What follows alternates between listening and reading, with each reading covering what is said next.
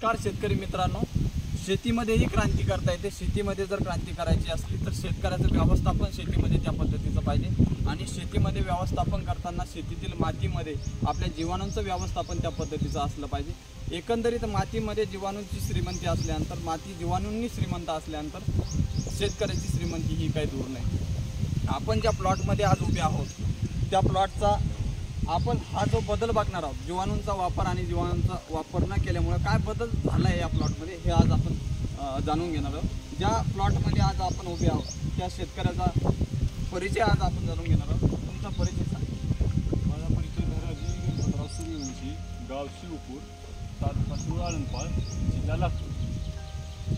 आता हा जो बदल दिसतोय, ठीक आहे, हा बदल इकडे झाड एकदम सशक्त दिसतंय, पीक एकदम सशक्त दिसतंय, कोणता रोग नाही, काय नाही, वाढ चांगली झालेली आहे, फुटवा चांगला झालेला आहे आणि तिकडं तुम्ही उपटलंय, सगळं पीक उपटलंय, काय सांगा? IPL कंपनीचे प्रोडक्ट इकडे वापरले, या प्लॉटला अर्ध्यातून इकडे वापरलेला होता आणि अर्ध्यातून तिकडं वापरले रासायनिक वापरलो होतो। ते रासायनिकमुळं पूर्ण करप्यानं ही बघू शकता तुम्ही, आणखीन झाड उभे येतं, करपा पडून मी उपटून टाकली त्याला। आणि ही जी IPL कंपनीची प्रोडक्ट वापरलेलं, ही टमाटर एकदम आज फुलाला आलेला वापरल्यामुळे। तर काय कोणते प्रोडक्ट नेमके इकडे वापरले होते तुम्ही?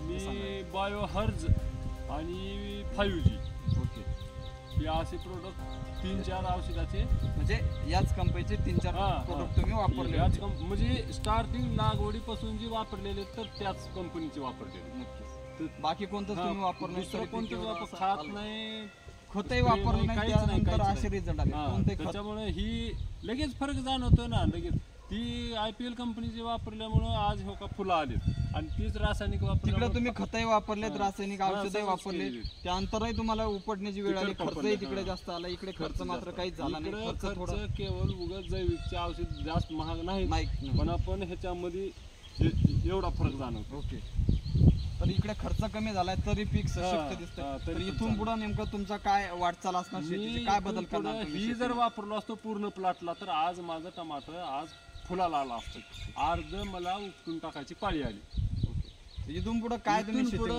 फक्त IPL कंपनीचे प्रोडक्ट वापरणार। ओके, तर बाकी शेतकऱ्यांना काय सांगाल की बा जैविकचा वापर करताना कोणत्या, म्हणजे नक्कीच जैविकचा वापर, आता आपण बदल बघितलाय की जैविकचा वापर केल्यानंतर आणि IPL बायोलॉजिकलच्या उत्पादनांचा वापर केल्यानंतर काय बदल या पिकामध्ये दिसतोय? आपणच ठरवायचं आहे की कोणती कंपनी चांगली आहे। शेतकऱ्याचं आयुष्य याच्यात चाललंय की आपण कंपन्यात बदलत चाललोय, परंतु पीक मात्र चांगलं येत नाही।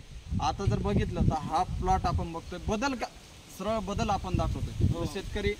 शेतकऱ्यांना तुम्ही काय सांगा? शेतकऱ्याला एवढंच सांगू इच्छितो की जास्त खर्चामध्ये रासायनिकमध्ये शेतकऱ्याने पडू नये। जास्त खर्च शेतीचा खर्च शेतकऱ्याचा खर्च कमी करण्यासाठी शेतकऱ्याने जैविक औषधाकडे वळावे। नक्कीच। चला, ठीक आहे, धन्यवाद।